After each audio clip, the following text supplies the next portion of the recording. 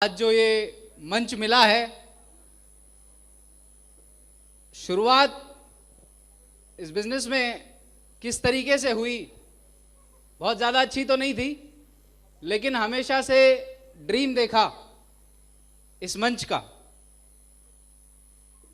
और मैं अपनी कोई भी बात शुरू करूं उससे पहले मैं सबसे पहले धन्यवाद देना चाहूंगा उस परमपिता परमेश्वर का, जिसने मुझे जीवन दिया, मुझे इंसान बना करके भेजा, क्योंकि उसके पीछे भी एक मकसद था कि मुझे डायमंड बनना था। डायमंड बनना था। वो चाहता तो कुछ और भी बना सकता था, यस और नो, लेकिन ये मकसद था। उसके बाद मैं धन्यवाद देना चाहूंगा मेरे माता पिता का। जीवन में उन्होंने बहुत कुछ किया मेरे लिए, हर पल पे किया। शायद मैं अंदाजा भी नहीं लगा सकता जितना उन्होंने मेरे लिए किया होगा, लेकिन कभी मौका नहीं मिला यार उन्हें धन्यवाद देने का, उन्हें थैंक यू बोलने का। मैं आज दिल से बोलना चाहता हूं, थैंक यू पापा, थैंक यू। आपने जितना किया, शायद अगर मुझे मौका मिलता ना चाटने का, तो मैं ऐसे माँ बाप नहीं ढूंढ पाता। अच्छा, ऊपर वाले ने मुझे सबसे दुनिया के सबसे बेस्ट मम्मी पापा दिए।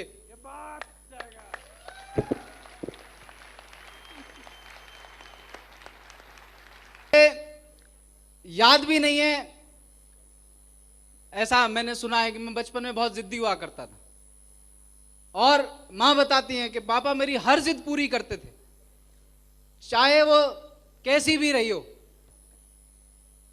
मैं अपने पापा का सबसे लाडला बेटा हूं। सबसे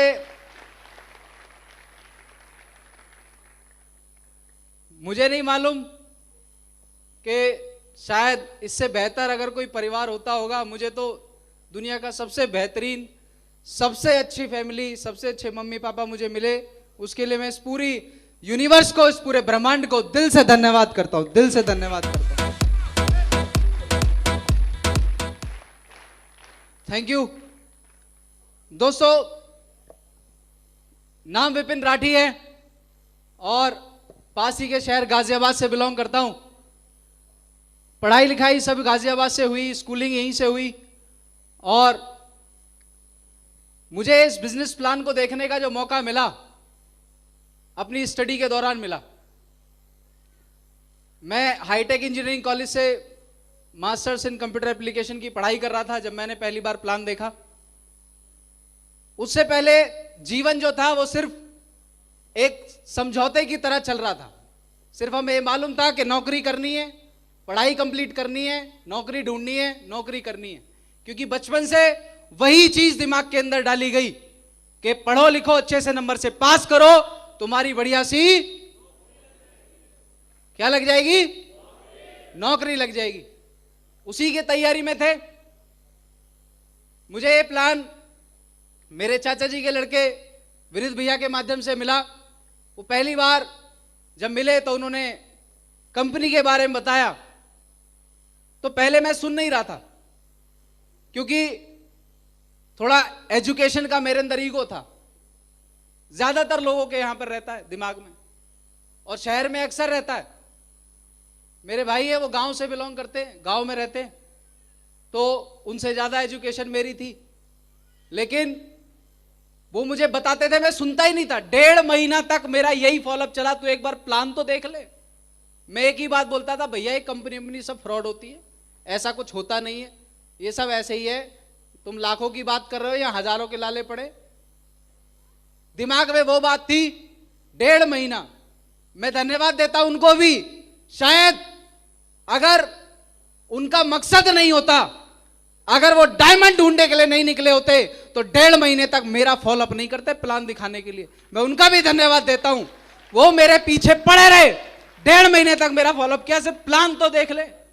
अगर वो बीच में छोड़ देते तो शायद मैं प्लान ही नहीं देखता। और जिस रात मैंने ये प्लान देखा, हैंग हो गया था ये। जब स्लाइड आई ना लाखों की, कैसे यहां से लाखों आएंगे, मेरे पास शब्द नहीं थे, सवाल ही नहीं था कि मैं इनसे पूछूं क्या। मुझे यही नहीं समझ में आ रहा है लाखों वो कैसे गए। मेरा सब मैथ, मेरा कैलकुलेटर सब फेल हो गया।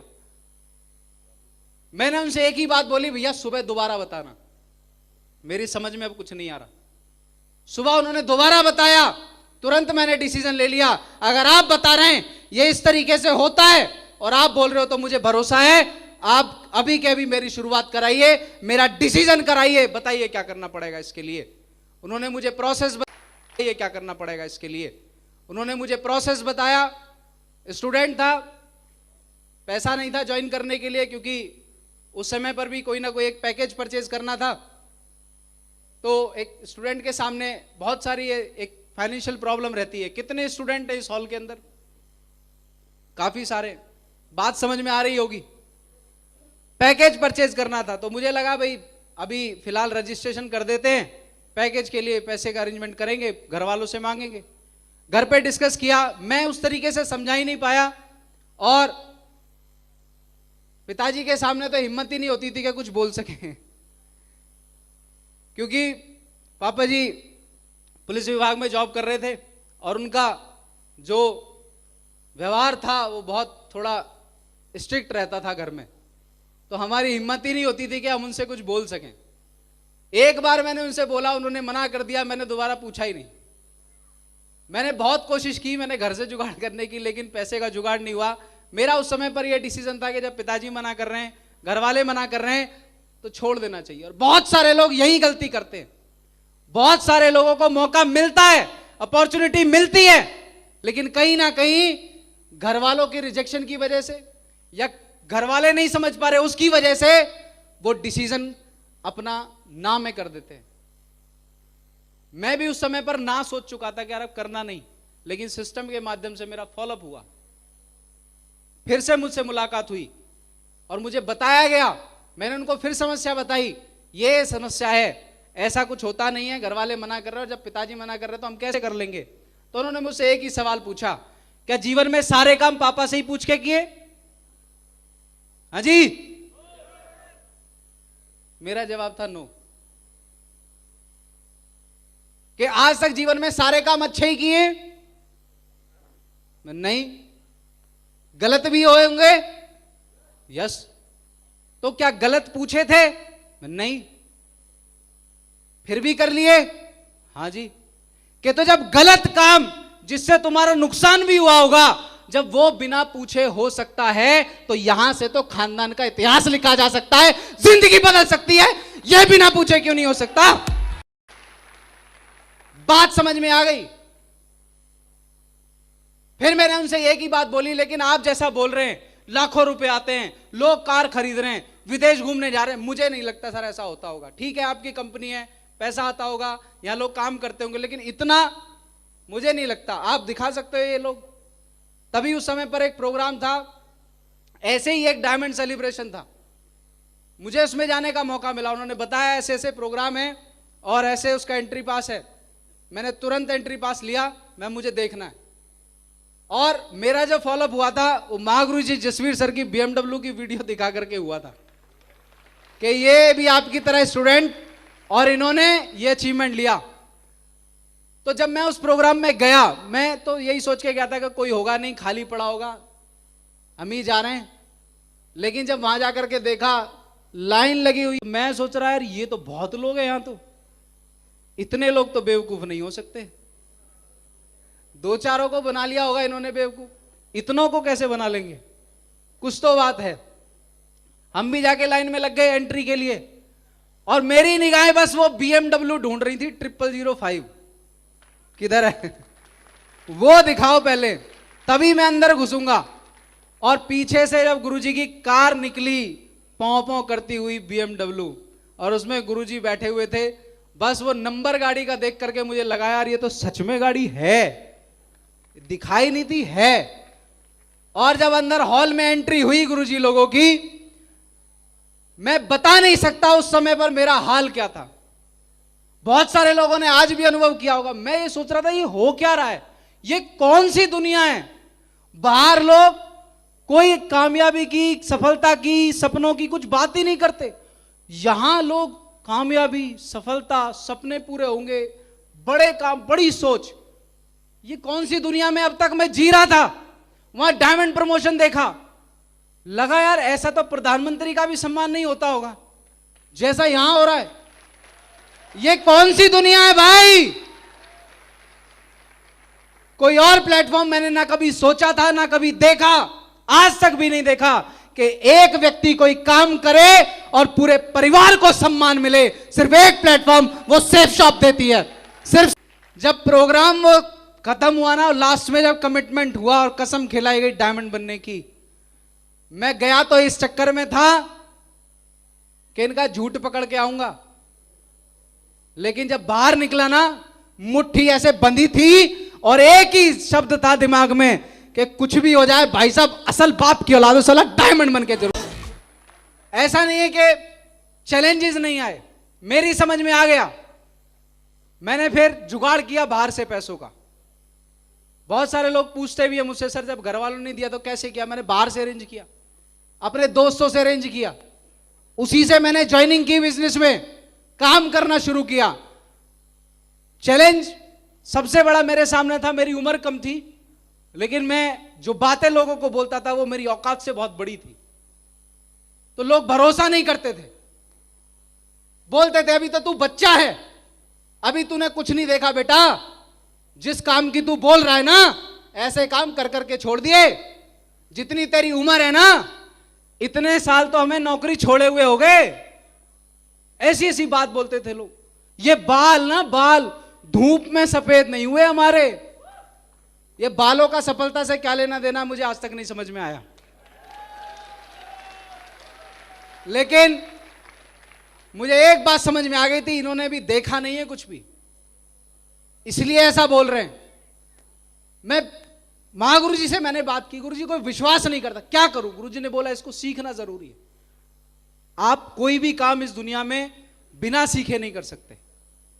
बात से सहमत है? सीखना पड़ेगा कि नहीं? आप बताओ, हमने जब से इस दुनिया में जन्म लिया, सिवाय रोने के बाकी सब चीजें सीखी हैं। यस और नो? सिर्फ रोना नहीं सीखना पड़ता, वो पहले से ही फिट आता है ना, पैदा होते ही। चलना सीखा के नहीं? दौड़ना सीखा के नहीं? बोलना सीखा के नहीं? खाना सीखा के नहीं? पहनना सीखा के नहीं? हर चीज हमने इस दुनिया में आने के बाद ही सीखी है। यस और नो? और एक ही बात मुझे समझ में आती थी, यार जब इन लोगों के साथ काम हो सकता है, इनके साथ टीम बन सकती है, तो तेरे में कौन सी कमी है। मैं ट्रेनिंग में गया, महागुरु जी लोगों को मैंने देखा, महागुरु जी कृष्णपाल महागुरु जी देवेंद्र राघव महागुरु जी, उनको मैंने देखा, मैं सच में फैन हो गया उनका। मैं महागुरु जी को देखता था, गुरु जी बताते थे कि मेरी कोई ज्यादा एजुकेशन नहीं है, हाई स्कूल है नकल से, और गुरु जी के चेक मैंने देखे 90,000 हफ्ता, 1 लाख हफ्ता, हेलो 4 लाख महीने की इनकम। मैं यही सोचता था यार, हम डिग्री लेके, मास्टर डिग्री लेके 10-20 हजार की नौकरी की सोच रहे हैं। हाई स्कूल आदमी लाखों कमा रहे। हेलो, काम दमदार है कि नहीं? और मजबूत इरादा किया और भरोसा किया, ट्रेनिंग ली। महागुरु जी जसवीर महागुरु जी की एक ट्रेनिंग हुई थी बुलंदशहर में, मैं वहां पर गया। महागुरु जी ने वहां पर एक बात बताई थी, गुरु जी ने की भी स्टोरी सेम थी कि मेरी भी उम्र कम थी, लोग भरोसा नहीं करते थे, तो मैंने नॉलेज को बढ़ाया, मैं लग गया नॉलेज के पीछे, नॉलेज को बढ़ाया, धीरे धीरे टीम बननी शुरू हुई। और जब टीम बनी, बहुत सारे लोगों ने साथ निभाया, कुछ लोग आए कुछ लोग गए, चलता रहा, अप डाउन हुए जीवन में, चैलेंजेस आए। जैसे थोड़ी सी टीम बनी, जो मेरे अपलाइन थे, जिनके साथ में रह करके मैं काम कर रहा था, वही मुझे नेगेटिव करने आ गए। एक बार वही आके कहने लगे भाई साहब काम छोड़ दो। जिनको पकड़ के चल रहे हैं वही कहने लगे बेकार है, छोड़ दो, हम भी छोड़ रहे हैं, तुम भी छोड़ दो, हमें इतने साल हो गए, हमारा कुछ नहीं हो रहा, तुम्हारा भी कुछ नहीं होगा। उस समय पर मुझे लगा कि यार जब यही बोल रहे हैं छोड़ दो, तो फिर छोड़ देने में ही फायदा। अभी तो 3 की टीम बनी है, अभी तो 3 ही लोगों को ज्वाइन कराया है। लेकिन एक बार को ये भी सोचा, यार इतने लोगों को बोल दिया डायमंड बनेंगे, अब अगर नहीं बने तो लोग वैसे कह कह के मार डालेंगे। हाँ जी, सोच लिया था मैंने कि आज तो हम भी छोड़ देंगे। मैंने बस गलती एक कर दी, मैंने महागुरु जी देवेंद्र राघव महागुरु जी को फोन लगा दिया ये बताने के लिए कि मैं आज छोड़ रहा हूं। और उनको फोन लगाया, मैंने बोला, मैंने गुरुजी मैं ऐसे ऐसे हुआ है और मैं आज से आपसे मैं बात नहीं कर पाऊंगा, आप भी मुझे फोन मत करना, ऐसे ऐसे मेरे साथ हुआ है। सर आए थे और वो सर ऐसे ऐसे बोल के गए। मैं भी यही सोच रहा था, ठीक है सर भी यही बोलेंगे, ठीक है भाई छोड़ रहे हो तो छोड़ दो, मेरे पे क्या फर्क पड़ रहा है, क्योंकि गुरुजी की तो हजारों की टीम थी। लेकिन गुरुजी ने ये नहीं बोला छोड़ दो, उन्होंने एक ही बात बोली, विपिन जी आपको अपने ऊपर भरोसा है कि नहीं। मैंने, मुझे अपने ऊपर तो भरोसा है, लेकिन अब इस बात का भरोसा नहीं है कि मैं डायमंड बन पाऊंगा कि नहीं। उन्होंने एक ही बात बोली, मेरे ऊपर भरोसा है कि गुरुजी आप पे तो भरोसा, आप तो बन जाओगे पक्का, आप तो बने हुए, आपके पास तो हजारों टीम है कि तो मैं तुम्हारे साथ हूं, आप बस मुझे आज का समय दो, आज के आज मैं बताऊंगा आप डायमंड कब और कैसे बनोगे। और मुझे नहीं पता क्या हुआ, इस पूरे यूनिवर्स ने, इस पूरे ब्रह्मांड में क्या प्लानिंग हुई, महागुरु जी कृष्णपाल महागुरु जी उसी रात मेरे घर आए। उसी रात मैं महागुरु जी का धन्यवाद नहीं दे सकता, कैसे मैं वो ऋण चुकाऊंगा। अगर उस दिन गुरु जी नहीं आते तो आज ये विपिन राठी इस स्टेज पर नहीं होता। और मैं लकी हूं ऐसे अपलाइन, ऐसे गुरु मुझे मिले जिन्होंने मेरा हाथ थाम लिया और आज तक छोड़ा नहीं है। उस दिन गुरुजी ने एक बात बताई थी, विपिन जी इस दुनिया में कितने लोग आएंगे, कितने लोग जाएंगे, लोग मर भी जाते हैं, क्या हम उनके संग सती हो जाएंगे। मैंने कहा नहीं, कि तो फिर वो छोड़ के जा रहे, तुम क्यों जा रहे हो, डायमंड तुम्हें बनना है कि उसे बनना है, मैं मुझे बनना है, कि तो मैं आपके साथ हूं। उस पूरी रात ना गुरुजी सोए, ना उन्होंने मुझे सोने दिया, रात भर प्लानिंग बनाई और मेरी डायरी पे लिखवा दिया। मुझे नहीं पता, उसके बाद से मैंने कसम खा ली, मैंने ना लेफ्ट देखा ना राइट देखा। गुरुजी ने मुझे वीडियो दिखाई दी महागुरुजी नरसिंह ग्रेवाल महागुरुजी की, कि टीम कैसे बनती है। टीम के लिए आपको पीछे मुड़ के बार बार देखने की जरूरत नहीं है, अरे आप सिस्टम को फॉलो करो, प्लान दिखाते रहो, प्लान दिखाओ फॉलोअप करो, प्लान दिखाओ फॉलोअप करो, आए तो बेस्ट नहीं तो नेक्स्ट, आए तो बेस्ट नहीं तो नेक्स्ट, आए तो बेस्ट नहीं तो नेक्स्ट। अरे तुम्हें पता ही नहीं चलेगा कब तुम्हारी टीम बन जाएगी। लगे रहना, छोड़ना नहीं। बात समझ में आ गई? लगे रहेंगे, आप लगे रहेंगे, यस और नो? बहुत सारे लोगों ने रिकॉर्ड बनाए सेफ शॉप में, मैं उनको देखता हूं, अपना मैं आइडल मानता हूं उनको। महागुरु जी की टीम में इतने रिकॉर्ड बनते हैं, मैं कोई बहुत रिकॉर्ड होल्डर डायमंड नहीं बना, एवरेज डायमंड बनाऊं। 6 साल लगे मुझे यहां तक आने में, हाँ जी। लेकिन अगर 10 भी लगते ना तो भी ये विपिन राठी डायमंड बनता, कुछ और नहीं बनता। अगर 10 भी लगते तो डायमंड बनना मेरा मिशन था और मुझे कुछ भी करके ये हासिल करना था। जिद थी मेरी, ये जिद थी। आज मैं डायमंड बनाऊं, अभी जिद यहां खत्म नहीं हुई, अभी तो डायमंडशिप का स्वाद चखा है, यस और नो? यहां से तो अभी गाड़ी पटरी पे आई है, गड्ढे खत्म हुए, अभी तो पार्टी शुरू हुई, अभी तो बहुत कुछ होना बाकी है। और महागुरु जी ये वादा है आप सबसे, अभी तक जो भी रिकॉर्ड बने हैं सारे रिकॉर्डों में एक नाम विपिन राठी का भी डाल दो, महागुरु जी इसका भी नंबर आ गया। अभी तक कैसे भी रहा ये टीम, ये जो सक्सेस, ये जो भी कुछ आज मेरे साथ है, सब महागुरु जी की वजह से। सही जगह, सही सलाहकार, सही एक कप्तान आपका होना बहुत जरूरी है, ये मैंने देखा है। मैंने अपलाइनों को जाते हुए देखा है, लीडर्स को जाते हुए देखा है, मैं इस अहमियत को समझता हूं। कई लोग फॉर ग्रांटेड ले जाते हैं, कई लोग ऐसे समझते हैं अपलाइन ने अगर 4 बार फोन कर दिया तो फोन काटना शुरू कर देंगे, मैसेज डालेंगे I will call you later, upline को मैसेज डालते हैं आई एम बिजी। सोचते हैं अपलाइन का काम है, सीनियर का काम है, अरे किस्मत अच्छी है तुम्हारी, तुम्हें ऐसा अपलाइन मिला है जो तुम्हारे पास फोन कर रहा है। किस्मत अच्छी है तुम्हारी, लकी हो, सही अपलाइन मिला है। यस और नो? एक कहानी सुनाई थी महागुरु जी ने एक ट्रेनिंग में, परमिशन हो तो सुना दूं। एक बार दो दोस्त थे और उन्होंने पढ़ाई लिखाई करी, उसके बाद अपने अपने काम मिलने पे लग गए। तो एक बहुत अच्छा बिजनेसमैन बन गया, उसने बढ़िया अच्छी कार ले ली, BMW। कौन सी ले ली? BMW। एक छोटा अपना गांव देहात में ही रहा, उसने वहां पे नैनो ले ली। सही है। कुछ सालों बाद मिले तो उनसे दोबारा से गेट टुगेदर हुआ, तो घूमने के लिए निकल गए, चल भाई चलते हैं। रास्ते में क्या है, उसकी नैनो खराब हो गई, थोड़ी दूर चल के खराब हो गई। तो उन्होंने क्या ऐसे टोचन करते हैं ना गाड़ियों को, जानते हैं? तो टोचन कर लिया, पीछे नैनो, आगे BMW खींच रही है। चल रहे रास्ते में बराबर से एक ऑडी वाला आया, उसने रेस दी BMW वाले को। हेलो, रेस लगाता है क्या? हाँ जी। अभी कोई ऐसे करे तो फिर कहां रुका जाता है, फिर तो वो भी BMW हो जिस पे। हाँ जी। लेकिन वो ये भूल गया पीछे नैनो है,